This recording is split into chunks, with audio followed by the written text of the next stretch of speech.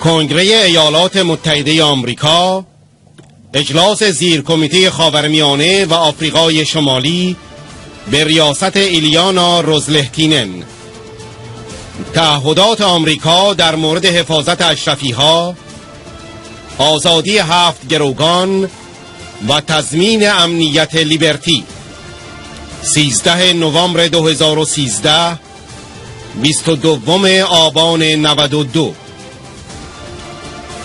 شرمن، معاون زیر کمیته ضد تروریسم در کنگره آمریکا، خطاب به معاون وزیر خارجه: از 101 نفر در اشرف 52 نفر کشته شدند و این 50% است که به طور تخمینی 1 میلیون برابر تلفاتی است که شهروندان عادی عراقی با آن مواجهند. معاون وزیر خارجه: ما دیگر نمی‌خواهیم هیچ یک از ساکنان در کمپ لیبرتی در عراق آسیب ببیند.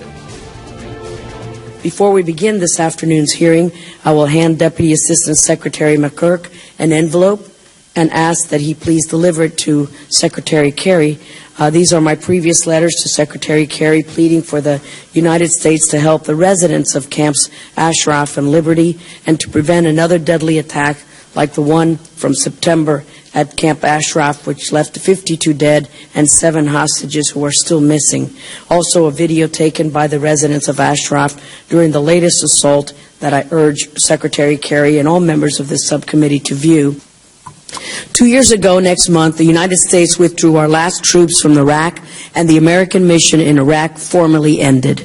Yet shortly after our last soldier left, President Obama addressed troops at Fort Bragg and said, quote, "We're leaving behind a sovereign, stable, and self-reliant Iraq," end quote. However, what we have seen over the past 2 years, and it has been even more pronounced in the past few months, is that Iraq is far from stable and it is only getting worse. And with the United States no longer there to act as a deterrent, Iran has quickly moved in to fill the void that we left behind. This is a very serious cause for concern and a real threat to U.S. national security interests to the region. Maliki and his government have done little to prevent or stop Iranian arms supplies from being flown over Iraq to Assad and his murderous forces in Syria. I've repeatedly urged the administration to press Maliki to be more proactive in stopping these flights that carry military personnel, arms, and equipment to Assad, yet the flights continue.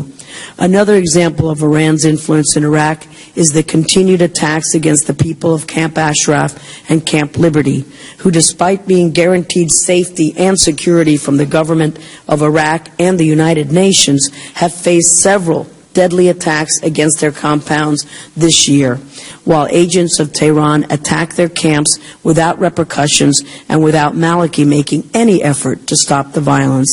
The U.S. must press Maliki and the UN to live up to their obligations under the December 2011 Memo of Understanding and protect the residents of these camps. The U.S. must not commit to increased security assistance until Maliki and the Iraqi government show that they are serious about combating the terrorist threat, will provide security to the Camp Ashraf and Liberty residents, and are willing to implement the reforms needed in Iraq to bring democracy and stability while also securing U.S. national security interests. Iraq can play a critical role in resolving the conflict in Syria, stopping the spread of extremism, preventing nuclear Iran, and encouraging new regional partnerships. Furthermore, by virtue of its geography and history, but I'm troubled by Prime Minister Maliki's neutrality in the Syrian conflict. I'm worried that Iraq is increasingly susceptible to Iranian influence. Earlier this spring, many of my colleagues joined me in sending a letter to Secretary Kerry that expressed our serious concerns that Iranian flights were continuing to use Iraqi airspace to transport weapons to Assad's forces in Syria. Mr. Rohrabacher is recognized. Thank you very much. Madam Chairman, Iraq is now an ally of the Iranian mullah dictatorship. The Maliki Iraq regime is at best an accomplice to the murders of unarmed refugees at Camp Ashraf. These ingrates should not receive one penny, not one red cent of American aid. Mr. McCurk, thank you for your testimony, and you testified in your written statement that it is legitimate to question Iraq's independence given Iran's ongoing use of Iraqi airspace to resupply the Assad regime. Why is Iraq not doing more to stop the overflights to Assad? Is the Maliki government trying to use this issue as a means to try to coerce the U.S. into providing Maliki more arms and advanced weapon systems? Also, you testified in your statement that the State Department is watchful of Iranian efforts to use Iraq in order to circumvent international sanctions. To what extent has Iraq been successful in that? There are reports that suggest that there are members of the Maliki government who are allowing some Iraqis to cross into Syria to join the fight. Why is the Iraqi government unwilling to stop these extremists from joining ranks with those fighting in Syria?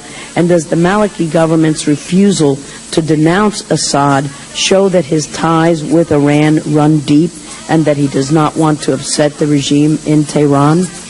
And lastly, at the start of the hearing, I handed you an envelope filled with letters and a video. Also, the plight of the residents of Camp Ashraf and Camp Liberty has been tragic, but the situation is getting worse. Hey, this is an issue that I am tracking every single day. On the tragic attack on September 1st, I went to Iraq shortly thereafter. We worked very hard to get the remaining survivors off of Camp Ashraf where they were not safe. I visited the residents and the survivors at Camp Liberty. We are determined to keep them as safe as possible. And the T-walls, do you think that you can do more? Yes, thank you. I just spoke with Ambassador Beecroft this morning. The numbers, there's about 1,400 large T-walls now. We want to get as many T-walls in as possible. Some of this comes down to logistics. Some of it comes down to getting the right contractor. Some of it comes down to getting the right meeting in place for where the T-walls go. But there's no excuse. The T-walls need to move into the camp. Thank you. And on Iran's influence in Iraq and Syria? We have influence in Baghdad. Other states in the region have tremendous influence in Baghdad. The issue of overflights, Madam Chairman, I'd really welcome the opportunity to come and brief you in a classified setting. Time is up, but we will do that, sir. Thank you. Mr. Wilson is recognized. Thank you, Madam Chair. Mr. Secretary, thank you for being here. As I mentioned, I'm very, very grateful that I've had two sons serve in Iraq, Army, Navy. The American people have shed blood on behalf of the people of Iraq, and we want success and hope for success. Additionally, I've had the opportunity to visit the country 11 times. I've been very impressed by the people I've met, and again, hopeful for the country. But a real tragedy has been the murders at Camp Ashraf. Since December 2008, before our government turned over the protection of the camp to the Iraqi government, Prime Minister Maliki has repeatedly assured the world that it would treat the residents humanely and protect them from harm. Yet it has not kept the promise. As 111 residents have been murdered in cold blood and more than 1,000 wounded in 5 attacks, including the September 1st massacre, what is the United States doing to prevent further attacks and greater loss of life in terms of ensuring the safety and security of the residents? The State Department, the Secretary, has appointed a colleague of mine, Jonathan Weiner, to work this issue full-time to find a place for them to go. It is an urgent humanitarian issue, an international humanitarian crisis. And I went to the camp to meet with the survivors, to speak with the families, and I promised them to do everything I possibly could to get them to safety. Well, I appreciate your commitment to that. After the September 1st massacre, the State Department called for an independent investigation by the United Nations.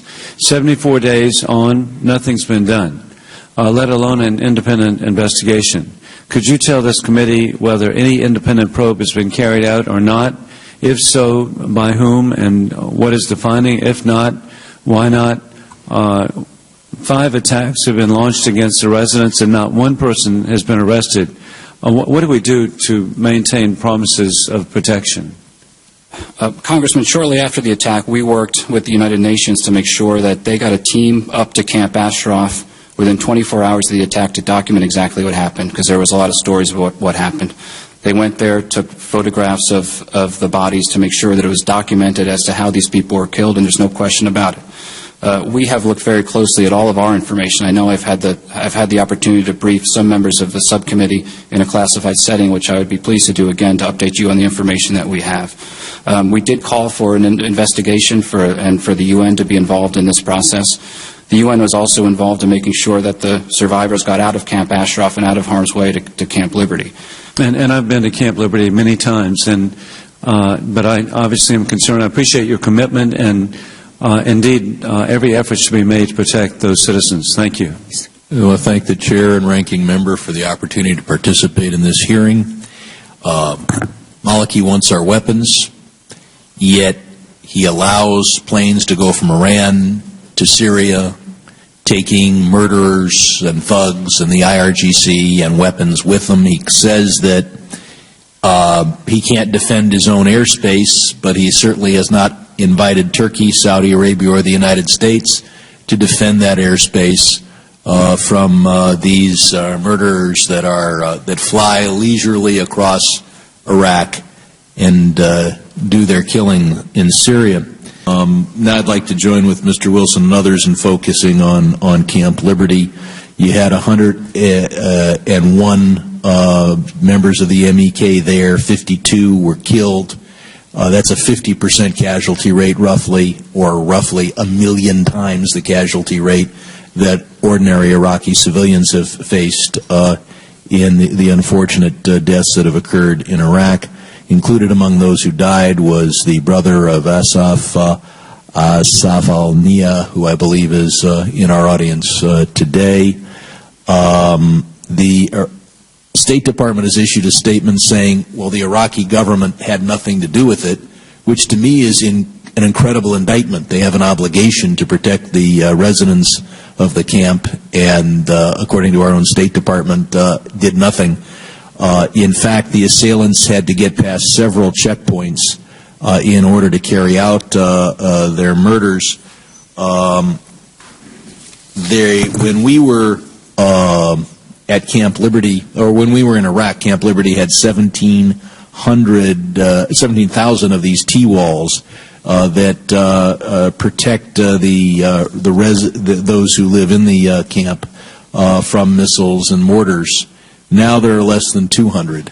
What have we done to make it clear to Maliki that he has to put back the T-walls and provide the defense, or will he keep the people there subject to attack? I was just at the camp about a month or so ago, or a couple months ago, and saw it with my own eyes, and I want to get more T-walls into the camp. And I spoke with Ambassador Beecroft about this just today. And there's an agreement with the Iraqi government we have to get the right meeting in place, the right people there for where the T-walls are going to go, and I think we'll see more T-walls moving into the camp. But we're continuing to work it as hard as we can. Well, we have fewer than 200. We need 17,500. I yield back. Thank you. This whole thing makes a mockery of the commitment. Those T-walls have not been put up at Camp Liberty. No, I do not think there are legitimate security reasons the T-walls have not been put up. You sounded to me when I was listening to and I listened very closely to what you said, that we can't blame the leadership in the Maliki leadership for the lack of security at Camp Liberty. No, maybe I'm misinterpreting what you said. Now, tell me this: those troops that came into Camp Ashraf and murdered 52 unarmed MEK refugees. Do you hold that this was done by a rogue element in the Iraqi army, or do you think that the Maliki regime is complicit in this murder? I don't believe it was a rogue element. I think a lot of this goes back to the background of the situation. Camp Ashraf was seen as a forward operating base to the MEK. I don't need a background on it. I'm not trying to find out. It's clear that we had Iraqi soldiers going in there murdering people who were unarmed, tying their hands behind their back, and then blowing their brains out. This is an atrocity. It's a crime against humanity. Now, I don't need a background to find out that there's, the background on Camp Ashraf. Do we hold that government responsible, or was this a rogue element? And if it was a rogue element in the military, what has the Maliki regime done to deal with that? Congressman, I would welcome the opportunity to come speak with you in a classified setting and tell you everything we know about this attack, including who committed the atrocity. I'm not asking for all the information that you know. I'm asking who we're holding accountable. And we aren't. Clearly, we are sending a message to the Maliki government that it's okay, because we're not doing anything about it. We have, here's a picture of a gentleman who used to work up here, and I submit this now, Mr. Chairman, for the record. A gentleman who used to work right here in Capitol Hill representing the MEK, and we saw him on many occasions, and guess what? Here's his body at Camp Ashraf, where they have murdered him, brutally tied his hands behind his back, and blown his brains out. We need to make sure that this, if we excuse this by lack of attention, we are sending our own message as to what values we have, and we're sending other dictators and terrorists a message as well about American weakness. I am not satisfied with what this administration is doing on this issue. And one last note, Mr. Chairman, and that is, look, these people are under attack. I think at the very least, and this is my opinion right now on this, we should take the people in at Camp Liberty. Let's just take them in. Is there a reason why I'm going to have refugees? Is there some reason that we should not give them political asylum? Do you just want to answer the question that Mr. Rohrabacher had asked you about the administration's position on asylum for these folks? There are processes that are under discussion, and I'm happy to discuss that with you in follow-up, but a legislative fix on some of these issues is something that we would look at. Judge Poe of Texas. Thank you, Madam Speaker, or Madam Chair. I've been to Iraq a lot. I've seen a lot of people in Iraq, and I met with Maliki. I was with Mr. Rohrabacher. We met with Maliki, and we asked him this one question. Can we go see the people at Camp Ashraf? And he said, absolutely not. In fact, he got so incensed that we asked that question when we were on a helicopter flying to the north to see the Kurds. He went through the State Department and asked us to leave the country. So when you see him get a little emotional, and me as well, here we are giving billions to a country where the president or the prime minister refuses to let members of Congress see what's taking place in Camp Ashraf. That's the background. 5 attacks on Ashraf and Liberty. 5 over a period of years. Not one criminal has been brought to justice. Not one. We don't even know their names or who they are. If the Iraqis were serious about investigating, they would at least bring in somebody. If those investigators worked for me when I was a prosecutor, they'd have been fired several attacks ago. These people that are here, working people, Americans, and they are concerned about people they love in Iraq. And they constantly are losing friends and family members to attacks. Meanwhile, the United States, I'm not sure what we're doing. I now understand that not any of the witnesses have been talked to about the latest attack. These are real people that are killed. And I'm sorry for the graphicness of this poster, but this has happened to the Camp Liberty, where the people were in the clinic and they were assassinated. They were tracked down and murdered. Now, we would think, being the freedom-loving country we are, that we would be opposed to this type of activity, and we would do a little bit more to pressure it, because it is our responsibility. I find it hard to believe that the Iraqi security forces were unaware of this attack when they had to go through numerous checkpoints to get to the place where they murdered these folks. The Iraqis are responsible for guarding them. And they were missing in action. They all went on a donut break at the time that these homicides occurred. They're always missing. And there's a debate about the 7 that were taken and captured. My question is, have these 7 people been rescued to your knowledge, no matter where they are? No. Has anybody in the State Department interrogated the survivors as far as a criminal investigation going on? Have we sent in all of the investigators that we have, or any investigators, to talk about who happened, what these people look like, et cetera, et cetera? My question is, have they been asked specifically about the murders in the camp that they survived, about who they were, what they looked like, what they said, what language they were speaking? Have they been interrogated about those basic criminal investigation questions.